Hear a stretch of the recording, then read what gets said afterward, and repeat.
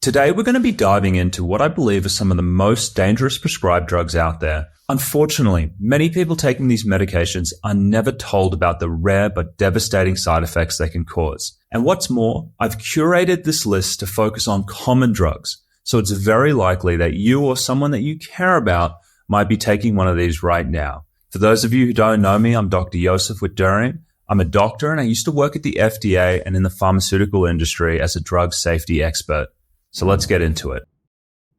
The first drugs that we're going to talk about are the antidepressants. So these are drugs like the SSRIs, things like Lexapro and Prozac, and they're used for treating depression, bipolar, and anxiety. Now, while these medications are often experienced as being calming and therapeutic by many, some people will have paradoxical reactions, meaning that they become more anxious or agitated, or in the worst cases, sometimes even suicidal, homicidal, or even psychotic. Now, the internet is full of stories about these drugs being involved in things like suicides and school shootings, and often the most well-known cases involve a drug called Paxil, which is an SSRI.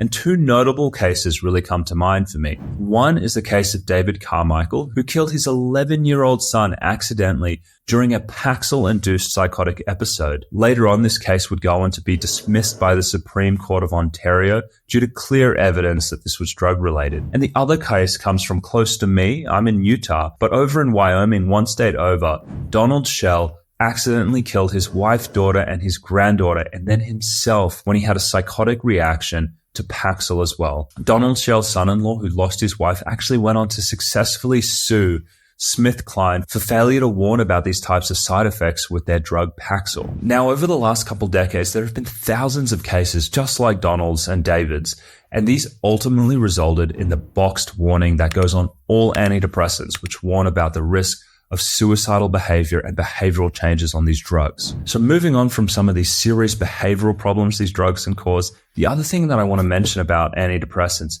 is that they can also cause something called PSSD or post-SSRI sexual dysfunction. Now, over the last several decades, thousands of people have been coming forward and sharing that the sexual problems that they developed on these drugs have not fully resolved now that they've come off of them. And some people are even reporting serious cognitive damage from these medications.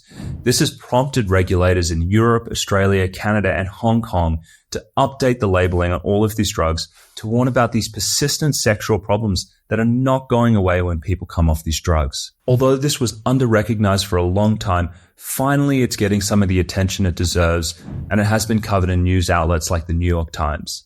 The next drugs that we're going to talk about are the ADHD medications. These are drugs like Adderall, Ritalin, or Strattera, and they're used to treat attention deficit hyperactivity disorder in children and adolescents. And honestly, from my perspective, it should not be surprising to people that ADHD medications can cause some severe behavioral problems. They are, after all, mechanistically similar to stimulant drugs like cocaine and methamphetamine. These are drugs that are acting on our dopamine system. However, many people assume that they're not going to have problems with these drugs when they're used at these normal therapeutic doses. But that's not the case. In fact, some people who are just very sensitive to these medications can have side effects, just like the case of Natalie, an Australian woman who spiraled into a drug-induced mania on Ritalin. And when she eventually came off the drug, she looked back and saw what had happened. She had lost her job. She'd lost her partner, she'd lost custody of her 2 children, and she had burned through $120,000. Now, there have been thousands of cases just like Natalie, and the risk of these behavioral problems are now at least widely recognized by regulators, and they are present in the drug labels. And that's what we can see in labels like Adderall's label, where it talks about the risk of psychiatric adverse reactions, including the risk of inducing new psychotic or manic symptoms in some people. The next drug on the list is aripiprazole, also known as Abilify. Now, this is an antipsychotic medication, but it's also very commonly used as an antidepressant. For many people, this is a popular antipsychotic to take because it's associated with less weight gain and less sedation compared to some of the other drugs. And that's because it's a partial dopamine agonist. And I want you to remember that because most antipsychotics block dopamine. And when something is a partial dopamine agonist, that means it can actually stimulate that receptor sometime. And what do we know about stimulating dopamine receptors? Well, it's associated with things like compulsive behavior, addictive behavior, and sometimes things like disinhibition.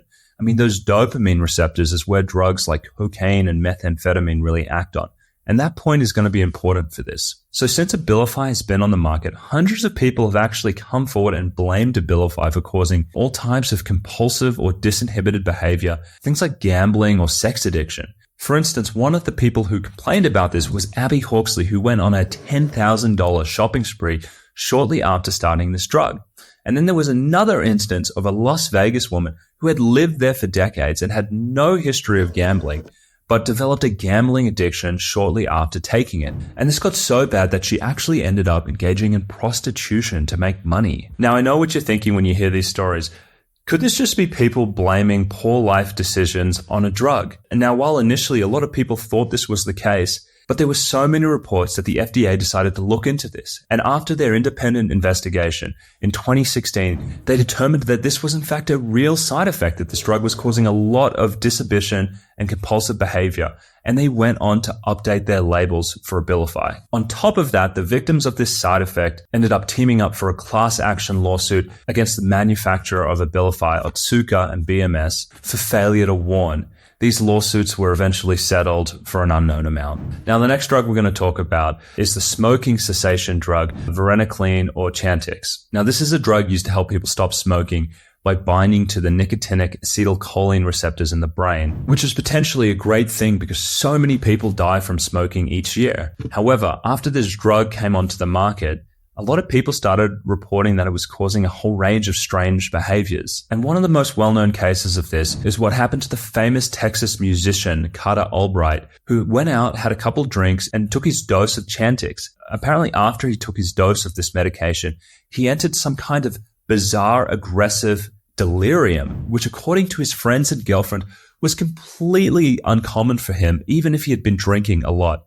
While he was in this state, he actually attacked his girlfriend and then tried to break into his neighbor's house. While he was pounding on the door of his neighbor's homes and terrifying the neighbor, a warning shot was fired through the door and it accidentally struck Carter in the head and killed him. Now, this was absolutely devastating to his girlfriend, and she believed strongly that it was the Chantix that put him in this psychotic delusional state that resulted in his death. Now, for a long time, the manufacturers of Chantix tried to deny it, and they actually tried to say that these symptoms were being caused by nicotine withdrawal. But eventually, because hundreds of people came forward reporting similar things, the FDA looked into this, and they ended up going on to update the label of this drug with a boxed warning, which is the strongest warning to warn about all of the neuropsychiatric side effects that could happen, things like depression and suicide and aggressive behavior. The next drug we're going to talk about are the Z drugs. Now, these are a type of sleeping medications, and you may have heard of them. This is things like Ambien, Sonata, and Lunesta. Now, there have been reports of people doing all sorts of things that they could never remember while they were asleep on this drug, like making food, driving their vehicles, making phone calls, and even things like having sex. Probably the one that a lot of people remember recently was Roseanne Barr, who was tweeting and she said some racist things, and she said it was because she was high on Ambien, and that was her defense. So putting that aside, because I don't really know what happened in that situation, I want to focus on the risk, and the risk is real because when the FDA eventually looked into their drug database, they found 66 incidents of these crazy behaviors happening on the drugs. And unfortunately, 20 people had accidentally died because of the things that they had done while they were on the drug. Now, probably one of the most widely known cases involving this was the case of Kerry Kennedy. This is RFK Jr.'s sister. And a couple of years ago, she mistakenly took Ambien instead of her thyroid medicine, and unbeknownst to her, got into her car and started erratically driving down the freeway. And she accidentally sideswiped a truck. And she had no recollection of the incident because she was such a widely known figure. This ended up going to court and there was a jury. And after the jury had heard the evidence, they ended up acquitting her of charges. Now, the next drug we're going to be talking about is Mefloquine or Lariam. This is a drug used to treat or prevent malaria, and it's been used since the 1970s. It's the kind of drug that's used these days when there's a college kid going abroad for travel, or here in Utah, we've got like a lot of missionaries and they go overseas for their mission. And the frightening thing about Lariam is it can actually cause really severe neuropsychiatric side effects. And one of these cases actually occurred in 2019, and it involved a young lady, Alana Cutland, who was 19. She was a biology student who traveled to Madagascar to study crabs for an internship. And she had been taking this drug in preparation for the trip. And a few days after arriving, her behavior began to change. And her mother noticed that when she talked to her on the phone, She just wasn't sounding like herself, and she was kind of incoherent at times. And it was later reported by people who saw her there that she started to have all of these panic attacks which would come out of the blue. And so eventually, when she wasn't feeling well, she decided to cut her 6-week trip short and return home early. And so she jumped in a Cessna plane to leave the island, and they took off. However, shortly after taking off, unexpectedly to everyone on the plane, she opened the door and tried to jump out. This happened to the horror of her friend who was with her in the plane at the time, who reportedly had to lean out and grab her leg to try and keep her from falling out of this plane. Horrifically, as this is described in the articles that have covered this story, this happened for 5 minutes before ultimately her friend was not able to save her, and she fell 3,600 feet into a remote jungle where unfortunately she died. Now, her parents maintain that she had everything to live for, and this was completely unusual, unexpected behavior, and they are convinced that she was actually having a psychotic reaction to the Lariam which she had been taking. Now, Alana's case does not stand alone. In fact, there have been hundreds of similar cases of this described in the news and also in the medical literature, and because of this, Mefloquine now carries a boxed warning for severe neuropsychiatric side effects. Now, the next drug we're going to talk about is Montelukast, or Singulair. Gosh, this is a really popular drug. It's used for asthma and allergies. It's been on the market for approximately 20 years. And for many people, it has become the go-to treatment for asthma, especially in kids, because they don't like using the inhalers, and this comes in just a tablet form. Unfortunately, what people have found is actually that this drug has some really serious side effects that these inhalers don't have. And these are severe psychiatric side effects like becoming suicidal or severely depressed. And one such tragic incident of this involved a young man, Nicholas England, who was 22 years old, who unexpectedly shot himself, and he died in 2017, 2 weeks after starting Singulair. This was completely unexpected to his parents, who said that he had no previous mental health issues before this happened. Now, there have been hundreds of cases just like Nicholas's that were reported to the FDA that eventually resulted in them doing a public advisory meeting to hear from experts and from people who had suffered from this side effect to learn more. And when the FDA looked into this in 2019, they found 82 documented suicide attempts where doctors thought Singulair had been the causative agent, along with 500 suicide attempts that people had thought had been induced by the drug. Now, one of the interesting things about an FDA advisory committee is that you get to hear reports from the patients live. Now, I want to show you some of these things that these people said they experienced while being on Singulair. So check this out. So one person read, "In April, the voices started. I thought I was going insane. I would look around the room knowing I heard a voice even when no one was there. It began to tell me to close the windows or just single words calling me names like bitch, asshole, and loser. At that point, I became even more withdrawn, not knowing what to do, and I would sleep for days at a time just to avoid the voice. The day it told me to hurt myself with a knife, I went off the Singulair. Within a week, I noticed the voice was gone." Or this mother who described what happened to her 7-year-old child. "And then came the words. He would say, 'I'm not worth anything. I'm so stupid. Everything would be better if I'm not here.' He was consumed with death, always asking me about dying, telling me he didn't think he should be alive. At age 7, he actually attempted to take his life. I had to tackle my 7-year-old child as we fought over the knife he grabbed in the kitchen. I had to hold him while he screamed uncontrollably that he didn't want to be alive anymore." Now, ultimately, the research the FDA looked into led to them determining that, yes, in fact, these side effects were totally real and Singulair was causing all of these things. And so they put a boxed warning on the drug. This is the strongest warning you can have, which described these side effects in detail. Now, interestingly, many people thought that this recognition that this drug could cause such horrific side effects would absolutely tank the use of this drug. That has not happened at all. In fact, many people still do not know that Singulair can cause these things, and Singulair is still being prescribed at very high levels in the US. Okay, moving on. So the next drug we want to talk about is isotretinoin, otherwise known as Accutane. Now, this is a drug that is used for treating severe acne, and it's been on the market since 1982, and it's actually one of the most effective treatments for that. However, the problem is, in rare instances, it can cause severe psychiatric side effects that can be catastrophic and sometimes long-lasting, lasting even after the people come off the drugs. Now, probably the most widely publicized case of this happening to someone would be that of Bart Stupak's son, Bart Jr. or BJ.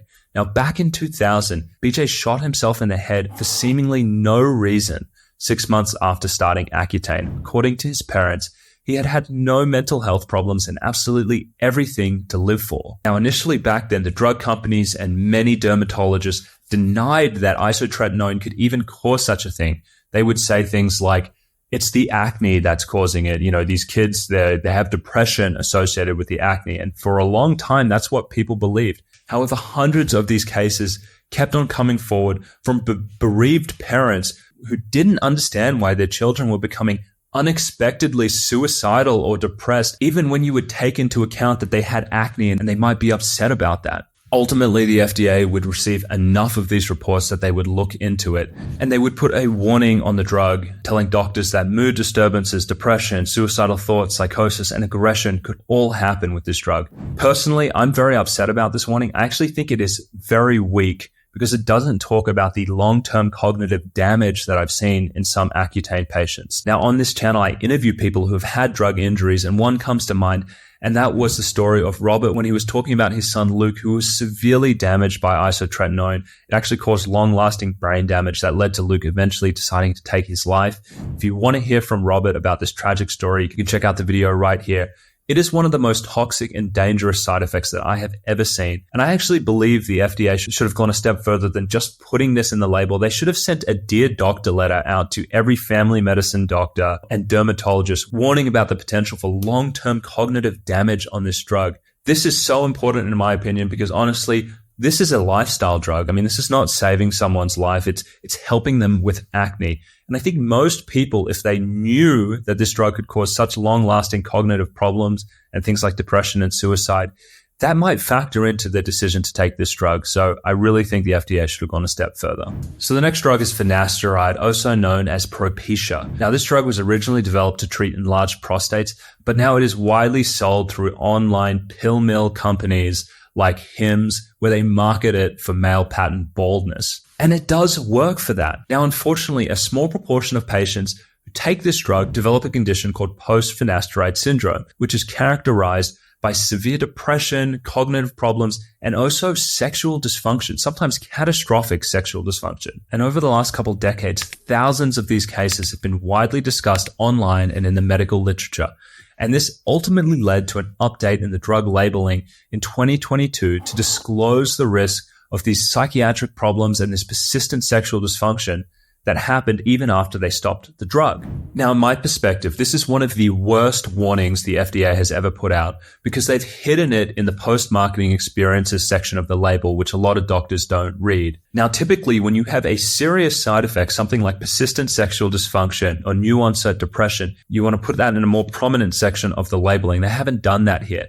Now, again, why is this so serious? Well, this drug is a lifestyle drug. This is not used to treat life-threatening conditions. This is used to treat people who are balding.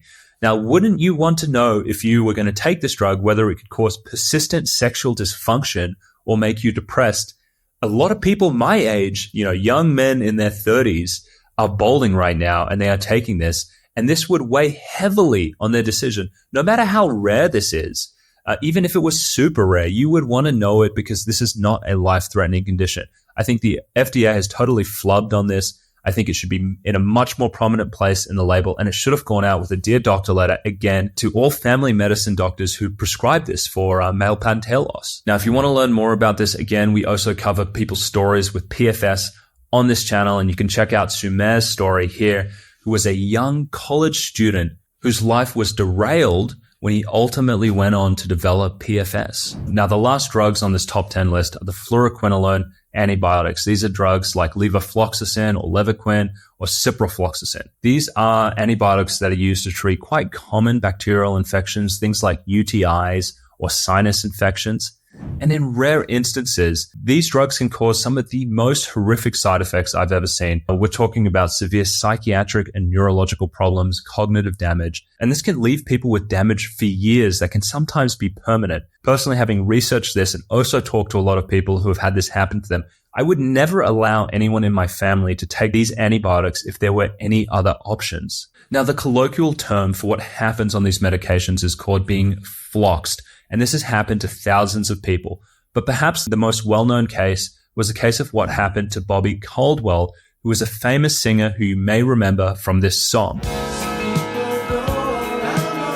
Now, Bobby Caldwell took one of these fluoroquinolone antibiotics after he had developed a cold and went to an urgent care in preparation for a tour he was doing in Japan. Shortly after taking this drug, he was floxed, and it actually left him in a wheelchair, being unable to play his guitar, with a whole range of devastating side effects. Now, the articles that I've read about Bobby Caldwell show that he was severely disabled from this for the rest of his life and actually died with a lot of these side effects. An absolutely devastating outcome. Now, because these side effects are so horrific and there have been so many of them, the FDA has picked up on this and they've updated their labels to warn about this deadly side effect. So there you have it. Those are the top 10 commonly prescribed drugs that I believe could completely ruin someone's life. All of these risks are described in the drug labels, but from my perspective, doctors rarely warn people about them. And honestly, the FDA isn't really communicating them effectively to people either, because most people have never heard of them. And what I've seen is these things can happen to anyone. I mean, the children of famous politicians,